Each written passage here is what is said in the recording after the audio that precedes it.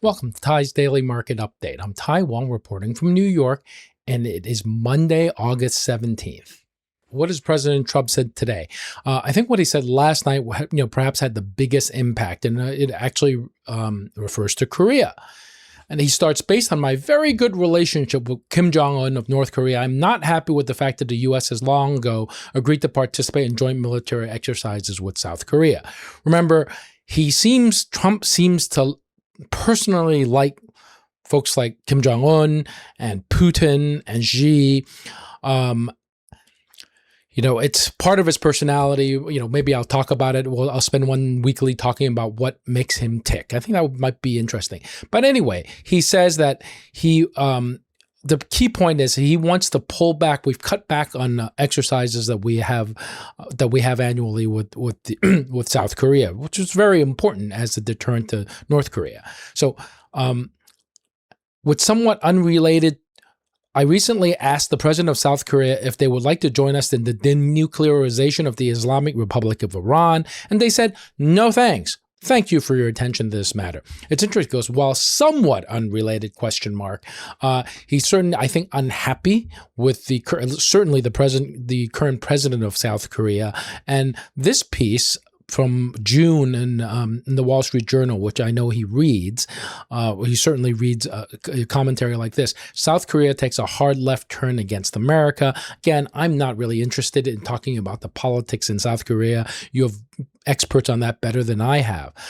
And Trump has always been too transactional in foreign policy. And this is a reaction. Certainly, this is a reaction against what Trump perceives as someone who refuses to help him, where the U.S. is a deterrent for South Korea against the North. The best way to handle this, the best way to handle Trump is don't respond.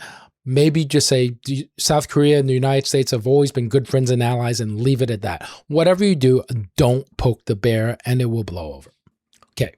Bloomberg reporting that their peace prospects dim with Trump in no hurry for a deal. President Trump reportedly saying he is in no hurry to end the war with Iran, despite and there's fighting in Lebanon again over the weekend. In a phone interview with Fox that he talks to, he says a naval blockade on Iranian ports is putting pressure on the country, and he has no timeline for resolving the conflict. He also warned that if Oman gets in the way, we'll bomb the bleep out of them, without giving any further details. Oman is negotiating with Iran, trying to get a deal to open the strait. As we'll see in the next story, that may or may not be successful. In the Middle East, Israel killed a senior Hezbollah commander in an attack in southern Lebanon where 11 people died. It's unclear if they were civilians or military, and this was in retaliation for an attack by by Hezbollah that seriously injured 3 Israeli soldiers. Israel's policy has always been and has never changed. You hit us, we hit you, usually harder. In recent days, Israel has also struck Iran-backed Hamas in Gaza. The Yemen-based Houthis have attacked ships in the Red Sea, and several ships have been hit in the Strait of Hormuz. So it's a stalemate. Doesn't look like any kind of peace or ceasefire is going to happen anytime soon. Okay, shifting gears into economics. This gentleman who runs money, posted the details about Stanley Druckenmiller's family office, Duquesne Capital Management, and this reports any funds with over $100 million in securities, long securities, need to file this 13F report, and they need to do it within 35 days of the end of a quarter. So this came out over the weekend, August 14th or Friday, because that was 45 days after June 30th. So what did Druckenmiller do? Remember, Druckenmiller was Soros's sort of head trader. One of his students was Scott Bessent. So Druckenmiller has been very sharp, continues to be, although he really runs his own money. What's he done?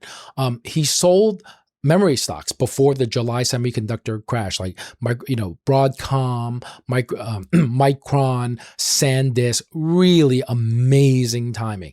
He got into Amazon and Google while they were still cheap. Again, amazing timing. He likes data data storage, and he also likes cybersecurity. Added to positions in medical devices and airlines. Now, Porter Stansberry noted, and Porter Stansberry is an interesting guy. He once had to pay $1.5 million for false information that he put in a report about 20 years ago. He's kind of well known, but he noted this, that David Tepper, who has $20 billion under management in his Appaloosa fund, had placed in his 13F, so in the second quarter, a leveraged bet against Berkshire Hathaway.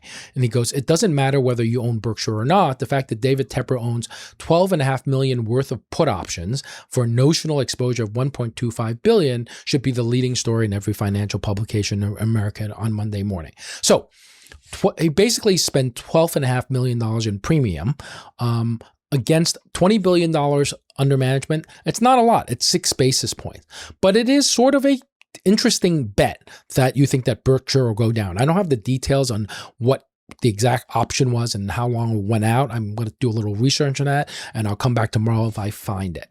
But let's take a look at Berkshire. Remember, this is the end of June. So he bought it somewhere around here. It went up a lot. And now it's correcting. The stock basically, I don't have time to put it here today, but the stock has been sideways for 2 years. Warren is obviously gone. And something has made David Tepper, who's been an amazing investor, a little concerned about the downside or wanting to profit if there is downside in Berkshire Hathaway. Okay, Korea up 2.5% from Monday's close, though the session candle was red.